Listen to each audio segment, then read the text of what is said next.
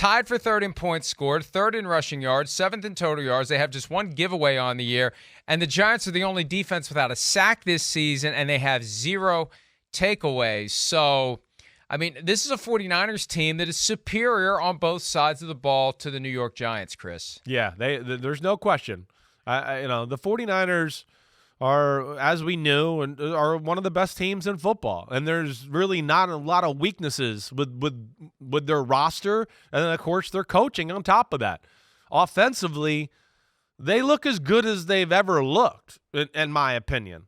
Last week, Purdy didn't play his best. He played good.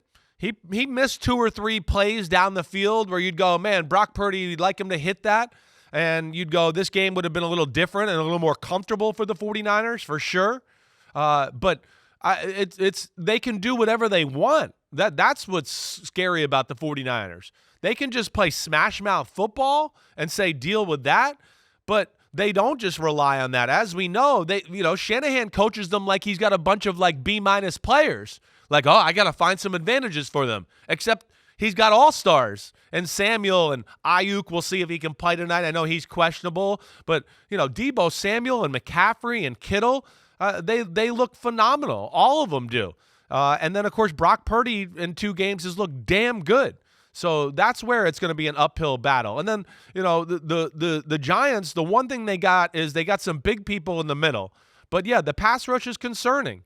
We haven't even – Kayvon Thibodeau has been a non-factor. And Wink Martindale, he likes to blitz and pressure and do all that. And to do all that and not have any sacks is a little concerning. Teams are prepared for it right now. They know what to expect from the Giants on that side of the ball.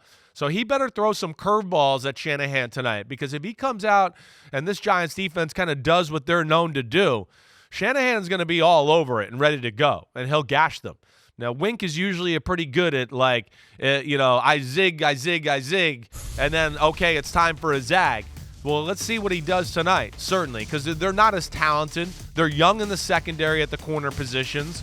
And we know they're playing a damn good football team. So it's going to take a special performance on that side of the ball, and really probably going to need a little luck too. They're going to need the 49ers to pee down their leg every now and then, maybe drop a ball, fumble a ball, do something like that if they're going to pull off the upset. If the game's played clean on both sides of the ball, the 49ers are going to win the game. That's for sure. You mentioned Christian McCaffrey. He had some comments earlier this week about not being troubled by his heavy workload. He was on the field every snap week 2 offensively, most of the snaps week 1. He had 23 touches against the Rams and 25 touches against the Steelers.